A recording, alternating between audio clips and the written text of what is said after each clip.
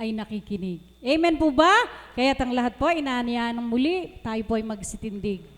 At atin pong awitin ang panalangin tinuro ng ating Panginoon.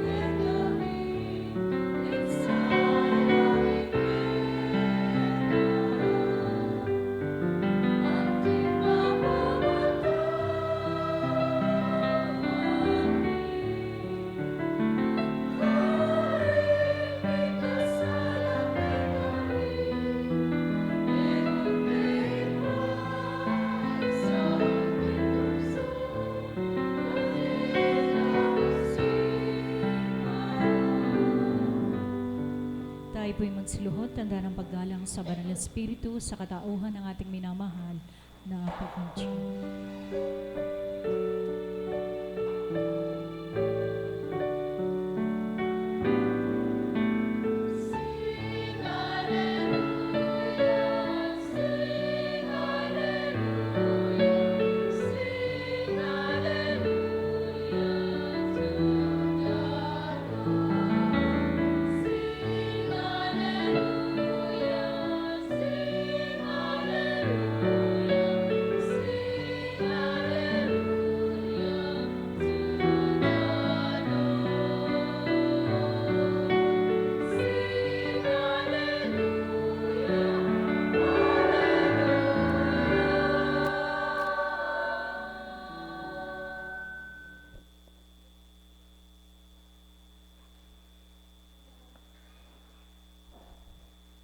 Sumainyo ang kapayapaan, kay buti ng Ama, kay dakila niya, ang bawat araw at gabi, di nakaliligtas siya. Silay na silay niya kung anong kaganapan sa bawat isa. Tarok na tarok niya, damdamin at kalooban nila. Natatalustos niya at natatalastas, natatalos ang kanyang mga anak, kung ano laman ang kanilang isip. Kaya talina kayo, mga minamahal ko, yung mga hindi na kaya, ilagak sa kanya. Ibahaging lubos at ipagkatiwala. At manalig kayo, mayroon siyang magagawa. Ang may pandinig ay nakarinig.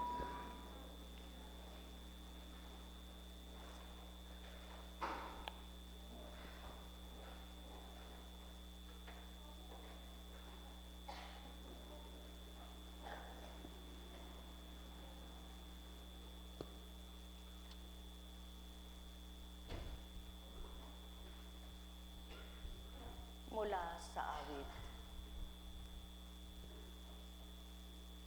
Umawit ng bagong awit at kay Yahweh ay iyalay, pagkat yaong ginawa niya ay kahanga-hangang tunay. Sa sariling lakas niya at taglay na kabanalan, walang hirap na natamo, yung hangad na tagumpay. Ang tagumpay niyang ito'y siya na rin ang naghayag sa harap ng mga bansay na hayag ang pagliligtas. Ang pangako sa Israel, lubos niyang tinutupad, tapat siya sa kanila at ang pag-ibig ay wagas. Ang tagumpay ng ating Diyos kahit saan ay namalas, magkaingay na may galak, yang lahat sa daigdig. Si Yahweh ay buong galak na purihin sa pag-awit. Kaya't habang pinupuri ninyo ang Ama, nalulugod naman siya. Siyang-siyang nakikinig, nagmamasid sa mga anak niyang sa kanya'y nag-ahandog. Di man siya nasisilayan, di man siya nakikita. Ang nagtitiwala sa kanya'y nadaramang ganap siya. Ang naniniwalang may gagawin at magagawa siya, patuloy na ang pag-asa'y nais mabuhay sa kanila. Kaya't halina mga mahal, inyong tigibin ang kagalakan, puso ninyong may kalooban na di ninyo maarok man lang. Sapagkat ang bawat araw kung mananamnam lamang, pag-ibig ng amang mahal, tuwirang masisiyahan. Ang may pandinig ay nakarinig. Sino nga ba ang mag-iihip sa daigdig upang malanghap ang hangin? Sino nga bang magpipihit ng araw para ito'y tumagilid? Hanggang sa makaparating siya at makarating sa kanluran. Mga minamahal, ang buhay ng tao ay di alam kung anong kaganapan. Na kung magkamisan mayroong mang di kayo naasa at minimithi na maganap, subalit kung ito'y pinatupad, kayo sa amay manalig na tapat. Ang bawat pagsubok na pinagdaanan, sa Ama lamang makakamtan, tunay na katigawan, kahulagpusan, tagumpay na turingan. Ang may pandinig ay nakarinig. Nek karamaneyahanam, nek karamaneyahanam, nek karamaneyahanam. Kaya nga't yung awit na, huling umawit na, sa isip lamang. Sige nga, awitin nyo nga uli yun. Awitin nga ulit ng umawit.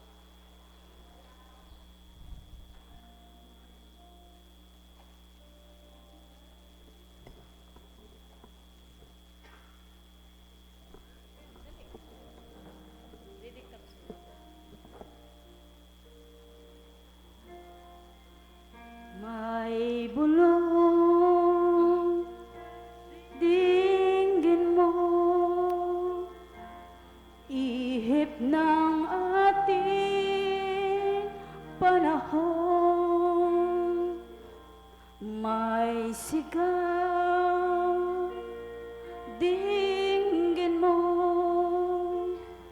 at ubos na ang oras mo. Oras na magpasya kung saan ka pupunta. Oras na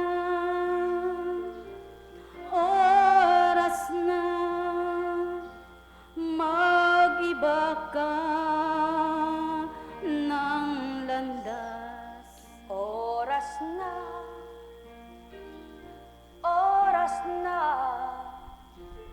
upang lubos na kumilala yaong mga anak niya na nagnanasang lumigaya.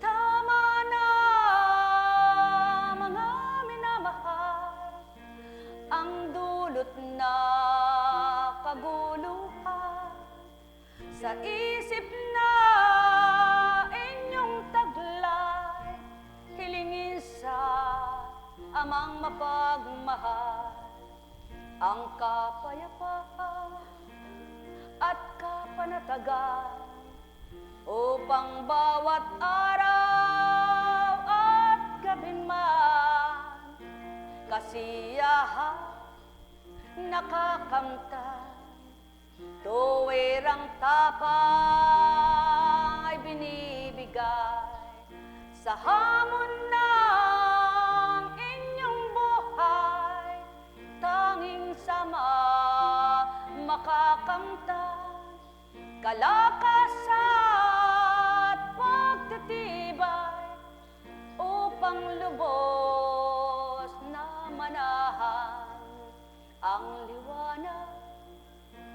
di dapat sa inyo ay mamatay pa, kundi lubos at ganap na mabuhay at maghari na.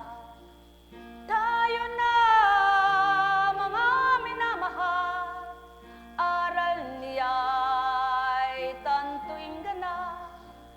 Pag nilayan mga salita niya na marapat magbulay-bulay, ang bawat anak niya, hindi sa bawat kailangan lamang ng materyal o salapi, mga bagay na pangsanlibutan.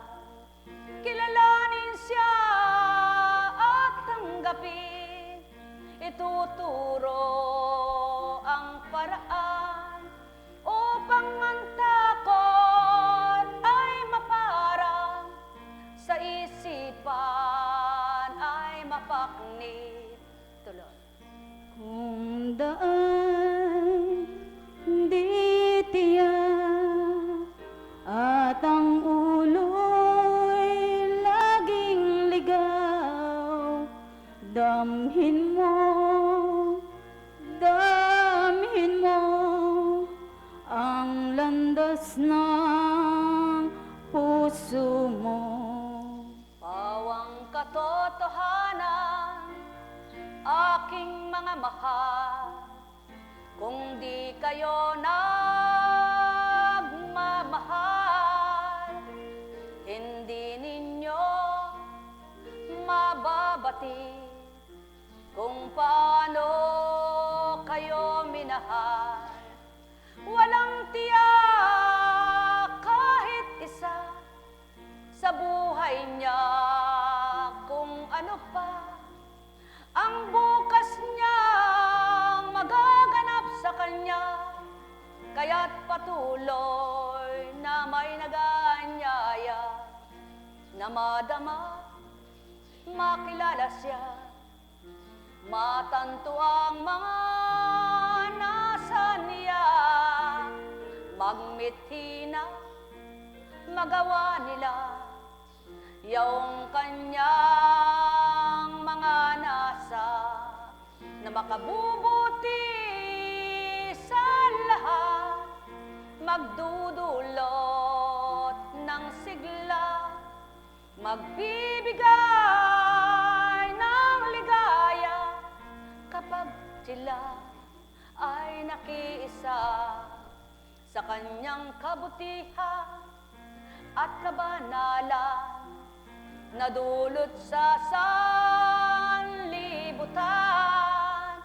Kung lahat ay magnanasa, ito'y kamtin at manahan, walang hindi magtatagumpay sa lahat ng pinagdaraanan. Ang Ama ang siyang wagas at tapat, matibay na moong natanggulan. Kaya't kayo'y magtiwala, maniwalang may magagawa. Kahit kayo'y walang-wala, siya'y lahat ay magagawa. Kaya't sa kanya ninyo ilaga, ibigay ang tiwala, paniniwala ninyo'y maganap. Kung buhay, Espiritong Banal, sa inyong lahat tao'y buhay na inyaalay.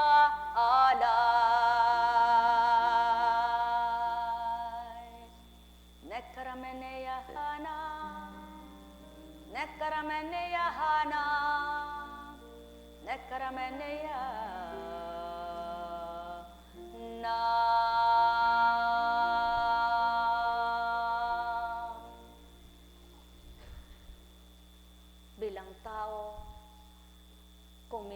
gabi pa lang, inahanda nyo na ang inyong gagawin. Iniisip nyo na kung anong inyong pagsusunod-sunurin, tunguhan at gawin. Subalit pagmulat ng umaga, kundi na naisip kalooban ng Ama, lahat ng pinlano nyo at binalangkas sa isip nyo na ito'y gawin, ito'y tunguhan at ito'y makakamtan. Kung di niya patutupad, lahat na yo'y di magaganap.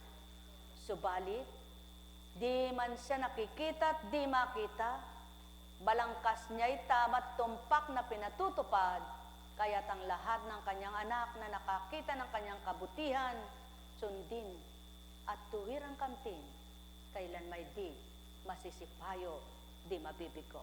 Nek karamaniyahanam, nek karamaniyahanam, nek karamaniyahanam. Buhay bang Ama? Tapat bang Diyos? Totoo po ba ang Diyos? Binigyan nga ng oras ang gampanin at pagtupad. Subalit, mahirap po yung araw-araw na lang na hulilit ako'y manghihingi ako ng dispensa. Sapagkat sabi nga po, anin ko mang pagsikapan na lagi akong una sa inyo, mayroon naman po akong maiiwanan at tatalikdan na dapat kong tapusin, nagampanin din kung ako naman po'y makikipag-unahan sa inyong para hindi nyo ako masabihan na huli na naman. Sapagkat kung ang ugali ko po noon, bago ako umalis lahat kompleto, gusto ko pagdating ko tapos ayos. Ngayon naman po, hindi naman sa sarili ko at pamilya ko ang inaayos ko at tinatapos. Sapagkat, sabi nga po, tanging Ama lamang ang nakaalam, nakababatid, nakasisilay ng ginagampanan at gampanin.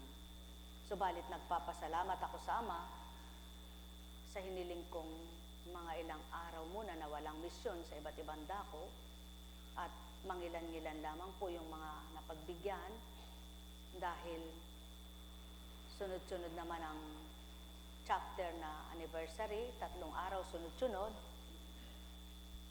at may tinutunguhan naman pong iba nga na pinagmisyonan. Meron din po namang gampani na kung iuukol ko naman po lahat sa inyong naririto at sa paligid o sa tinutungan namin at sa ibang mga naroroon sa malalayo, ang wala akong oras, tulad din po naman inyong nananabik at sila'y natutuwang makapakipag-usap, subalit hindi ko nga rin po natutupad ngayon dahil mayroon kang oras na dapat ialay sa kanila, napaparte pa po yun. At sabi nga po, mayroong pagkakataon na dapat naman kailangan ka sa iyong pamilya na kamtin mo yan na gawin o iyan ay ialay mo. At kayo man, sabi ko nga po noong panahon na yon, Panginoon, ako'y may pamilya, paano kong gagampanan yan? Kaya ngayon, napagtitibay ko po sa sarili ko at napapaulat ko na iulat sa iba na hindi pala hadlang ang may pamilya ka para maglingkod ka. Dahil napatutuhanan naman ang Panginoon, lamang kung sa isip at damdamin mo sadyang unahin mo sila, hindi mo nga magagampanan. Subalit, salamat sa Panginoon at ng mga panahon na yun pinagtibay. Ayan po si Mother tumira dito noon, iniwanan niya yung anak niya, nakasalukuyang nag-aaral pa ng kolehiyo. Na sadyang kapag napag-uusapan namin, si kapatid na Mirna nung panahon na yun, si kapatid na Alan, na iniwanan naman nila ang tahanan nila para lang dito gumanap. Sapagkat noon po ay walang oras ang gampanin. Napakaaga po ang gampanin noon. Sadyang dito po napatutuhanan ng Panginoon na may pinalalaya ka nga pala. Noong pong mga una, maaga pa lamang. Sadyang maaga, kaya pagkatapos ng gawa, hindi ka na makagawa man lang sa tahanan mo sapagkat pagod ka na. At dyan nga po namin nakuha yung mga ugat na yan. Sa katotohanan lamang po, dyan ko nakuha yung mga ugat na yan. Sapagkat lumaki man ako sa hirap nung panahon na yon, sadyang hindi naman po ako naglalaba at namamalansya na nung ako magpamilya. Kaya hindi po lumaki ang aking mga ugat. at mahahaba ang aking mga kuko nung panahon na yon at laging may cutex. Subalit, nang kami maglingkod, isinuko mo ang sarili mo, pati kuko mo'y putol. Putol lahat ang kaligayahan mo bilang tao. Subalit, maligaya po ang puso namin. Yun po ang malaking pagkakaiba. Pinutol ang sa bilang pagkatao mong kaligayahan, ngunit hindi ka na putol ang ligaya dahil ang inaaliw naman sa iyo puso mo at din ang bagay ng kinatutuwa mo at kasiyahan mo'y pagkain o libang-libang na ngayon ay aliw. Kaya po, na ipagsisigawan ng Espiritu, ang Diyos ang umaaliw sapagkat yan ay totoo.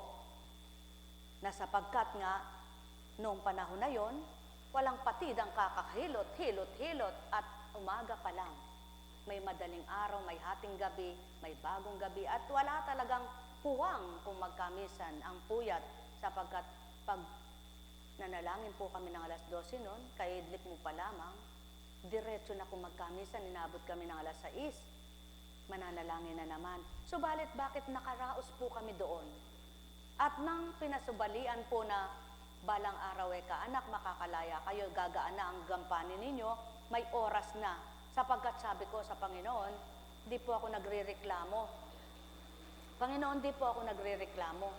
Subalit, dumating po yung pagkakataon na nakita ko yung mga ugat ko nag-alsahan. Yan, pag minsan galit na galit. Sabi ko, ba't po nagkaganito? Minsan kumikirot. Yun po, sapagkat siyempre po, hindi mo matiis, hindi maghugas.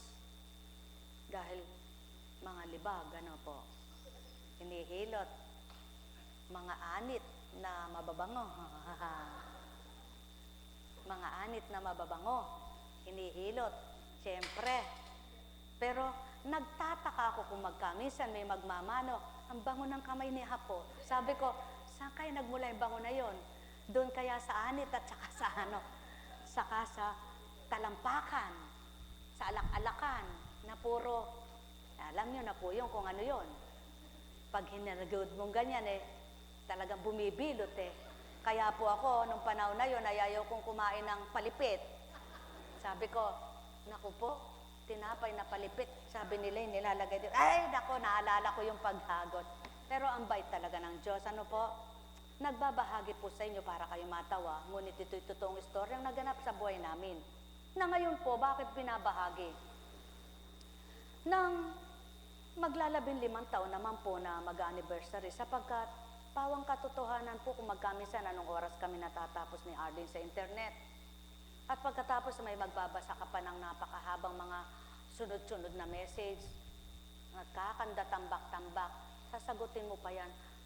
Sabi ko, Panginoon, noon po, patawad po, sabi ko, hindi po ako nagre-reklamo noon, wala po kayong pinatatala sa akin na Facebook, Viber, Skype. Ngayon po, meron na po, pwede po ba, ialis mo na ako sa cellphone? Kaya ipagpaumanhin po, hindi ko po kayo sa tinatanggihan o dili kaya ay hindi po ako sa hindi sumasagot. Kung bakit po, pag nabasa ko pong ganyan yung nag-text, ano po ba ang gamot sa ganun, talaga pong nawala na. Yan po ang patotoo ng Panginoon na kapag inalis niya, ay kaya niyang gawing ialis. Bakit po? Hindi naman po sana, 12 naman po sana magalit yung mga gayon. Nawiwili naman po talaga yung iba na puro na lang text na ano po ba gamot sa ganun? Ano po ba gamot? Panginoon ko at Diyos ko. Di ba pag nagpunta kayo ng doktor, gagastos po kayo. Hindi naman po ako doktor at hindi dapat ikumpara sa doktor. Magaling po ang doktor, ako'y walang galing. Ako hindi po nag-aral, kaya nga po nalasap ko na lahat ang mga paratang at bintang Nalasap ko nang naranasan ko nang narinig at mismong tinalampak ako nasabi ng isang tao na kung kayong nag-aral na doktor, kung minsan hindi nakakapagpagaling, ikaw pa kang hindi man nag-aral. Naranasan ko po yan. Hindi ako umiyak kasi wala akong dapat iyak. Kasi hindi ako pinaiyak ng Panginoon nung oras na yun. Subalit nung matapos po, ako'y nasa pagkatao na, sabi ko, ayoko na. Lahat na lang ng panlalait naranasan ko na. O nga naman, yung doktor, merong hindi napapagaling. Ako pa nga naman, pasubali ko sa iyo. Yun po, nagpasubali. At nang nagpasubali pong gayon na sinambit, tandaan mo yung nagtura na yan sa iyo. Ipababatid ko anak sa iyo kung ano'y kamamatay ng asawa niya. Buhay po ang alagad ko na nakarinig nun at saksi, sapagkat sa pakiusap po niya, talagang kami nag-commute lang dahil nung nga pong unang panahon na yon na wala pa kayong ganyan na gampanin ko, wala pang ganyan karami, napapakiusapan po, pag dinatal ng Espiritu, sumulong ka, tumungo ka doon, nagagawa ko pa, nagbiyahe lang kami. Kalayo ba naman ang Manila at matraffic pa? Nilakad ko pa yung pakanto-kanto, tapos napala ako'y ganun pa. Hindi naman mismo yung tinunguhan namin, kundi yung negosyoso lang doon na kabalain nila. Ngayon po, masakit, pero hindi ako nasaktan nung oras na yon. Wala ako sinabi, wala ako nasambit. Subalit doon ko po nakita kung paano ako pinagtanggol at talagang ginawa ng Panginoon. O patay na yun, ano? Patay na nga. Doon ko po nakita ang Espiritu, hindi ikaw ang nilait anak ko, sabi niya sa akin, kaya huwag kang mabahala at huwag kang malumbay. Tandaan mo, tamang di nag-aral itong babaeng ito, eto tuturan ko. Ang asawa mo ito ay kamamatay at anuman ang gawin ng doktor, hindi ang gagaling. Para patotohanan sa'yo, ngunit yung pinuntahan ko na kinabang naman, di ba? Naginhawahan, di ba? Kaya lang, siyempre nagkakasakit uli ang tao. Pwede nagkasakit uli siya, pero hindi na sa pamamaraan. Doon po ako tumibay sa mga kaganapan sa buhay ko na napatotohanan kong hindi demonyo pinaglilingkuran ko at hindi ako maglilingkod sa demonyo at hindi ako pababayaan ng Panginoon sapagkat ako'y walang alam, walang karunungan at ang lahat ng pagtalimak at pagsunod ay kung ako lamang, katulad po ngayon, susundin ko ang sarili ko, unahin ko muna yung pamilya ko. Bakit po? Siyempre po, kailangan ka ng pamilya mo, no? Ano pong bakit? At bakit hindi ko inuna? Sapagkat, kung sa dating buhay ko, unahin ko yung pamilya ko, pero saan ako magpupunta? Saan ko siya dadalhin? Hindi sa mga, yung sinabing nilait ako, yun, sa mga nag-aral. Ngunit ngayon, hindi ako kasama, iba ang kasama, pero ang Diyos ang alam kung nagpapagaling sa Kanya. Kaya dito po ako nagtitibay na inuuna ko po ang tao kaysa sa kanila dahil alam ko ang Diyos di sila pinababayaan. Buhay ba ang Ama? At marami ng buhay na patuto sa buhay ko sa 15 taon at maglalabing-6 na taon. Tinalikdan ko sila, inuna ko yung paglilingkod ko, ang Diyos ang kumilos sa kanila. Bakit po ito binabahagi? Bakit hindi ito mapaniwalaan ng tao? Bakit hindi ito matupad? Bakit hindi ito maganap? Kaya mapakahirap pong magulat at magpaliwanag sa tao para tuparin. Ngunit tandaan po ninyo, wala ngang kakayahan at lakas ang tao para tuparin niya yun, kaya ibinigay ang Espiritu. Kaya kung tatanggap lang lahat ng tao sa Espiritong hindi nila nakikita na maliwanag na nakatala sa banal na aklat na ito, mapapalad ang nagtitiwala sa hindi nila nakikita. Subalit nananalig at nagtitiwalang may magagawa siya. Sino po ba yon? Ang Diyos po ba'y bababa sa inyong harapan? Di po ba ang kanyang Espiritu? Sa makatwid, dapat alam ng taong suriin ang Espiritong sumasa kanya at sumasa kapwa-tao niya.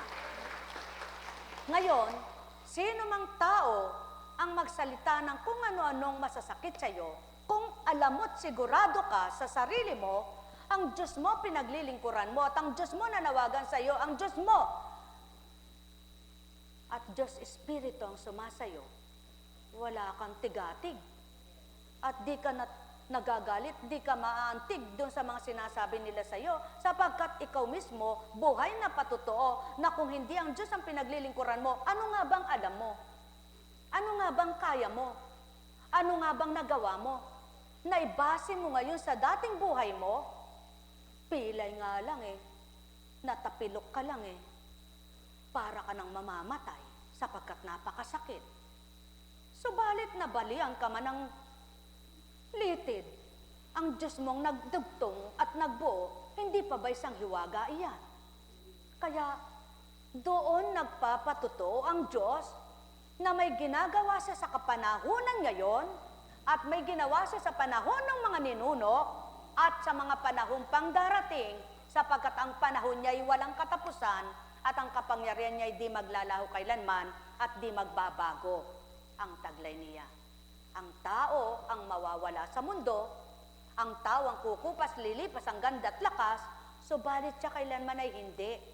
Kaya kung nagtitiwala ka at naniniwalang Diyos mo siya, matapang mong ipakikipaglaban kung ano ang tinanggap mo at kung ano at sino ang pinaglilingkuran mo at pinananawagan mo. Kaya naman kung totoo ang pakikisa mo at paglilingkod, kahit kutsain ka pa ng kahit na sino pang kapwa-tao mo, hindi ka nga pala magagalit, maaawa ka pa sa kanila. Buhay bang Ama? Sapagkat maliwanag ang nakatala, ang manlait sa Espiritu Santo'y walang kapatawaran. At laitin mo ng pangalang Kristo, wag lamang ang Espiritu. Sa makatwid, kung ikaw ay totoong banal na Espiritu, ang kasama mo at taglay mo, bakit ka nga naman matatawa sa mga kumukutsa sa iyo para uyamin mo rin sila? At bakit ka magagalit? Samantalang kung di ka naglingkod, di mo dinanas ang mga yon, kaya ikaw na sigurado ka sa gayong gawa mo, sa mga ginagawa mo, sa paglilingkod mo, kibit-balikat ka lang. At yaon palang patotoo na ang Diyos ang siyang tumutupad at gumaganap, napapatotohanan niya sa mga anak niyang kumikilala at tumatanggap na siya'y buhay at di patay, na siya'y totoo at di huwan. Buhay bang Diyos? Anong kaugnayan nito sa sinambit? Sapagkat wika nga niyang maliwanag, higit pa sa ginto't pilak nitong buong sanlibutan, ang mabuting idudulot na bigay ng Diyos Ama sa kanyang kautusan. Sa madaling salita, kung tao ay susunod at tatalima, ano nga bang hindi niya mababagot, anong hindi niya maiiba, yamang ang mga anak niyang kumilala at tumanggap sa kanya ay may paggalang at tapat na tumatawag para mapatotohanang siya'y Diyos na walang hanggan. Buhay bang Ama? Kaya't sa inyong lahat, dapat pagnilayan ang mga bagay na nagaganap sa buhay nyo. Niloob ba ng Diyos itong maganap sa iyo para pasakitan ka o para aliwin ka? Para mapakita niyang pinatupad man niya yan, alam niyang kaya kanyang aliwin, alam niyang kaya kang palakasin, alam niyang kaya kang patatagin, alam niyang kaya niyang itighaw ka, iusad ka, isadyad ka, itagumpay mo, ang lahat ng ito, yamang kinikilala mo siya. Ngunit paano nga ba mapapatotohanan niya kung hindi ang lubos ang pagkilala mo sa Kanya? Kung hindi tapat ang pagtanggap mo sa Kanya, kung hindi totoo ang panawagan mo sa Kanya, at pagsamba sa isip, sa salita, at sa gawa. Buhay bang Ama? Tapat bang Diyos? Kaya nga, maliwanag ang katotohanan mula kay Lucas. Pumasok si Jesus sa templo at kanyang ipinagtabuyan ng mga nagtitinda. Sinabi niya sa mga ito, nasusulat, ang aking bahay ay tatawaging bahay dalanginan.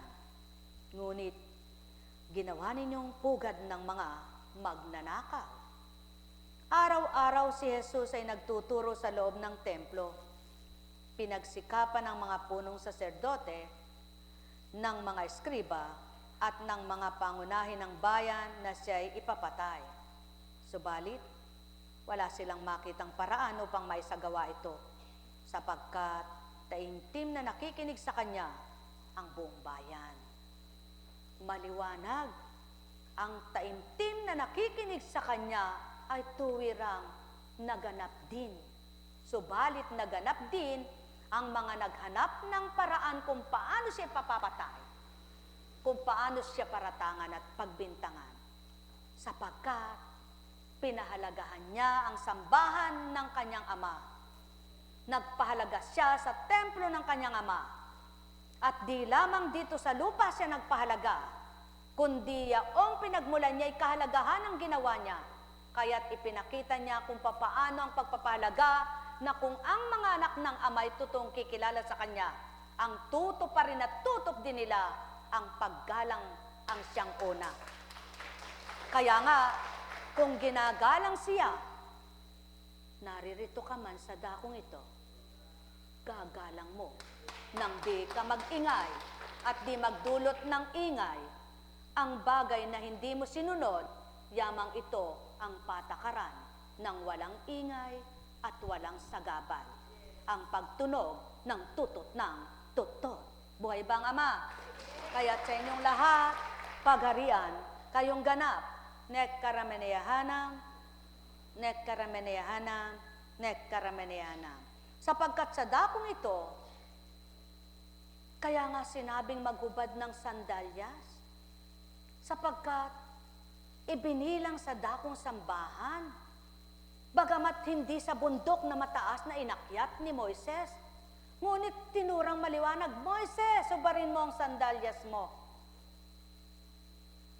Eh, ba't ikaw po, kunching nakasandals ka? Saan ba kayo nagmula? Para ipasok nyo yung tsinelas nyo. O sulong, kung may dala kayong tsinelas nyo sa pambahay, di magsuot kayo rito. Subalit kung ang dala-dala nyo, ginaladgad nyo sa daan, pagkatapos pinasok nyo, eh hubarin nyo naman. Ngayon, kung gusto nyo magtsinelas, magdala kayo ng pambaon ninyong tsinelas. Wala akong binabawal sa inyo. Sapagkat, paggalang, sundin mo ang paggalang. Sapagkat si Moises ay naglakad patungong bundok. Kaya't anong dala ng kanyang sandalyas? Dumi. Kaya ang ibig sabihin nun, hubarin mo ang sandalyas mo. Ibig sabihin, Moises, iwasan mo ang karumihan sa mundong ito. Talikdan mo ang daan ng kamalian at tahakin mo ang daang matuwid at kalinisan. Sapagkat ang panyapak mo'y marumi at marapat mo kung igalang at sambahin sa katotohanan at katapatan, sapagkat ang kalinisan ay kabanalan. Sa makatwid, kung tuwirang sumusunod at nagtitiwala ang tao sama, ang mga tuntunin niya at mga batas niya ay susundin din nila. Paano mo napapakilalang banal ang ama mong tinatawagan? Paano mong napapatutuhan ang totoong ama mong tinatawagan? Sa pamamagitan ng kanyang mga aral na banal na nagbibigay buhay sa iyong aral na tatanggapin sa damdamin at isipan. Sa makatwid, mga minamahal ko, kaya tinuran, Moises, tanggalin mo ang sandalyas mo, sapagkat ito'y dakong banal. Ang ibig sabihin, huwag mong dalhin ng karumihan mo sa harapan ng ama mo. Itakwil mo muna at alisin mo muna ang duming dala-dala ng katawan mo. Kaya kung bago ka umarap sa akin, linisin mo isip at damdamin mo. Maliwanag ding nakatala, kung haharap kayo sa aking dambana, kung mayroon kayong kagalit, balikan nyo muna at makipagbati kayo. At kung mayroon kayong kagulumihanan, iwaksin nyo muna at kaligtaan ito, upang ang inyong naririnig ang siyang tumimo sa isip nyo at manahan sa puso nyo. Sapagkat ang kapayapaan ang nais ko.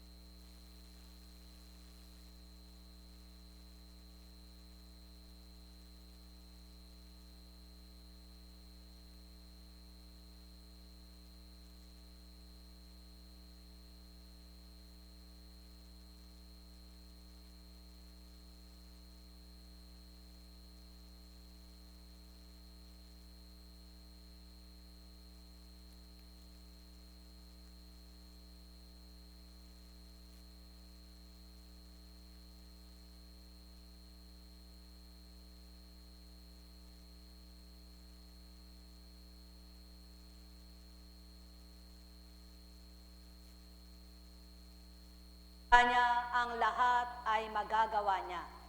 Kaya kung lahat ng tao makikisa at magkakaisa sila, mayroon bang mahihirapan? Bakit itong dalawang ito na arkanghel ang inilagay sa dakong ito? Yan ang patuto, simbolo si Rafael ng panggagamot. Kaya, anghel ng manggagamot. Sapagkat si Tobit, napagaling ang mata sa pamamagitan ng abdo ng isda na nakuha nila sa ilog na pinagdaanan nila. At si San Miguel naman, matapang niyang pinakilabanan si Satanas at naibaon ng matagal sa karagatan. At nang muling pinaahon, tingnan nga, baka nasa tabi niyo. Kaya dapat pag nilayan ang isip at damdamin, kumisan may taong matapang mga tuwiran, mali naman ang pinagangatwiran. Mailabas lang ba ang sarili? Maialis lang ba yung sariling nagkasala siya? Ngunit mapapalad ang alam nilang kasalanan, nagpakababa sila. At siyaan ang mga nagkasala sa una ng wikay, bakit nakikisama siya? Kung alam niya lang eka ang ginawa niyan, bakit eka nakikisama? Tulad ni Maria Magdalena. Nagbenta ng katawan, pinagbili ang dangal, ngunit pinakitunguhan, nagbayad ng puri. Nagbayad ba siya ng puri? Hindi. Ang sarili niya ang binigay niya, nagbalik loob at pinatawad. Sino pa?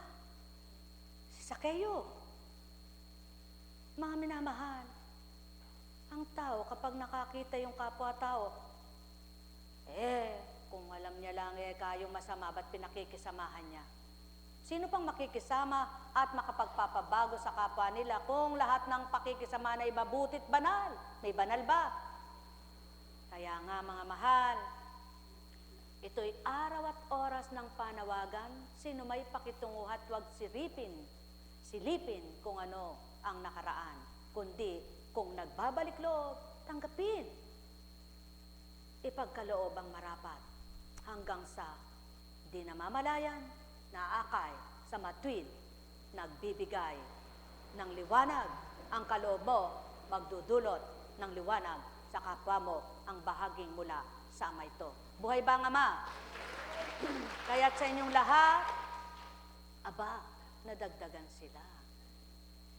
Yan, mabait na yan, napakabait. Anong pangalan mo, anak? Anong pangalan mo? Parehas kayong Glenn. Ano? Jimmy.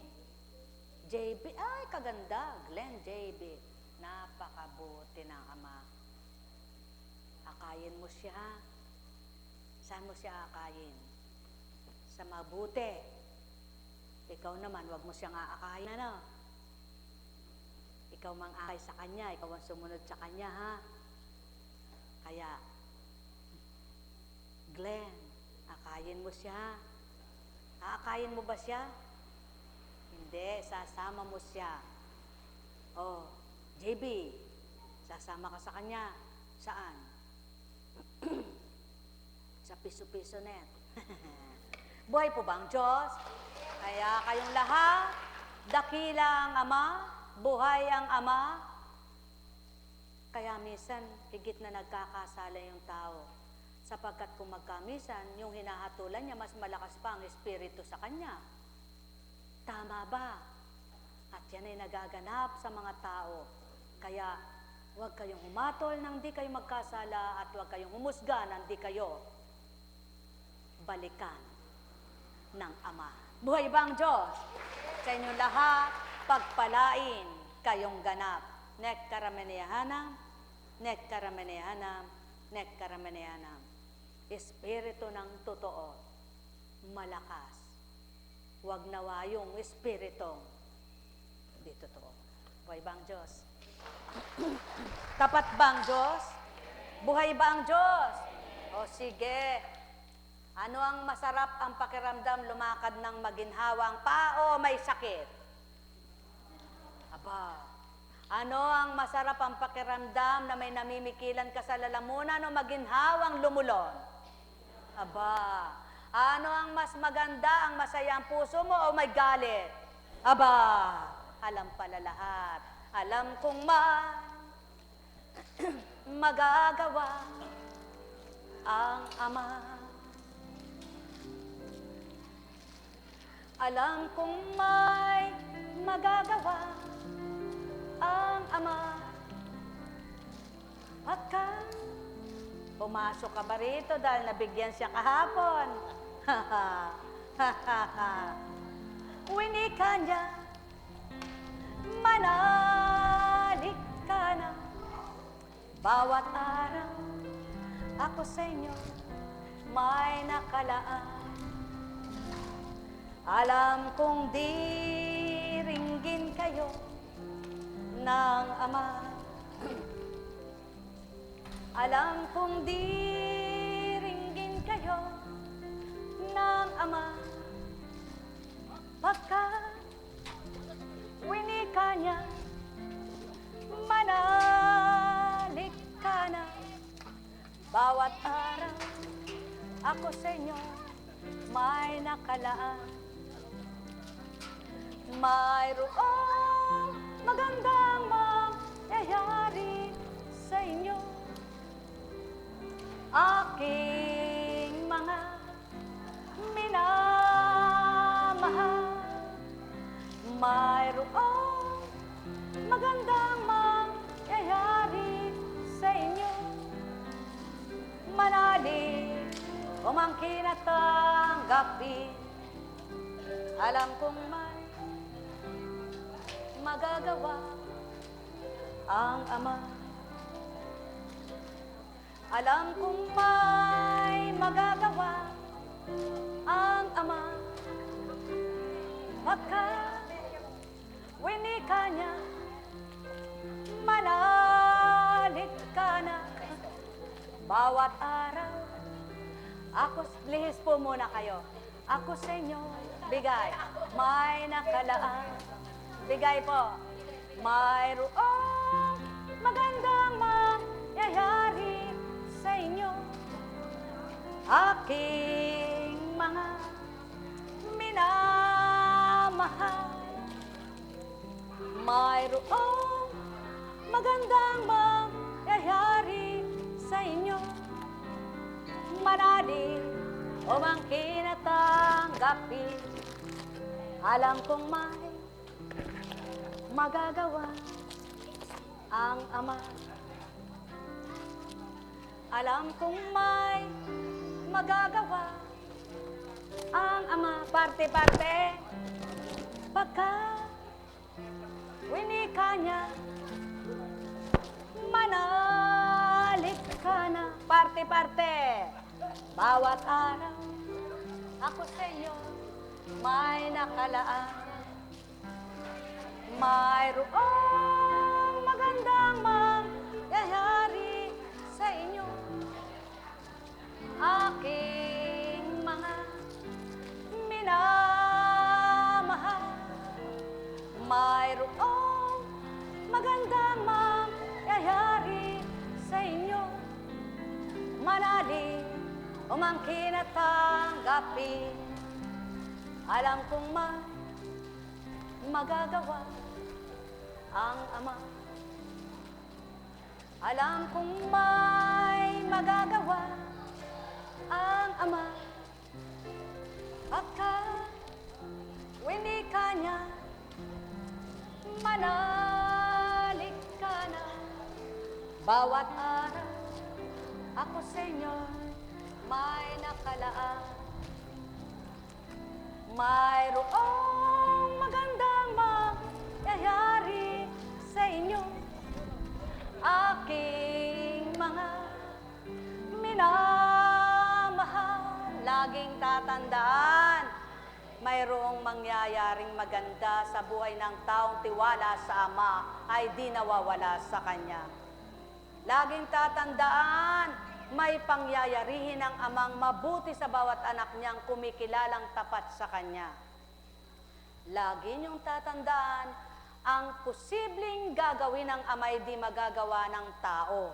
Kaya laging sa tao, magtiwalang posibleng kakamtin niya ang di mahirap para sa ama, mahirap para sa kanya. Buhay bang ama? Kaya sa inyong lahat, sa pangalan ng Diyos Ama, Diyos Anak, Diyos Espiritu Santo, humayo kayong taglayang galak sa puso nyo, maliwanag niyong kamti ng bawat paghahari ng Ama sa buhay nyo, at patuloy niyong pangunahin at paghariin siya sa inyong buhay. Magliwanag kayong ganap at mabuksan ng pangunawa upang patuloy niyong makita ang higit pang babahaging biyaya. Buhay pa ang Ama! Tapat bang Diyos? Pagpaumanhin niyo po, may misyon ako ngayon eh. Sapagkat yung pong paghahayo sa duyong ay noong pong mga panahon na yun na naburol po yung tatay ng Caps na yun eh, busy. Kumbaga abalang-abala po sa mga mission, di po ako nakatungo man lang. Eh, nung pong nakiusap na, ang sabi niya eh, pwede po ba, po sa amin po ngayon nakapanik ang imahe ng Divine, pwede po ba namang kami dalawin mo? Kaya sa madaling salita po, wala po akong mga chapter na tinutunguhan, kundi sa mga mission lang po. Ngunit ito po ay, si Arlene po ang dun eh. Ngunit sabi nga po, ang pagbibigay, bilang tao, ba't ka magbibigay? Ngunit bilang sa Espiritu, sabi nga po ng Panginoon, ang pagbibigay galak sa kapwa-tao, pagdudulot ng kasiyahan, ikaw rin ang nasisiyan at nagagalak bilang paghahandog mo sa kapwa mong tapat. Buhay bang Diyos? Kaya, wag po kayong magagalit, magdaramdam, may bukas pa. Ano po? Ade, wala na pong bendisyon.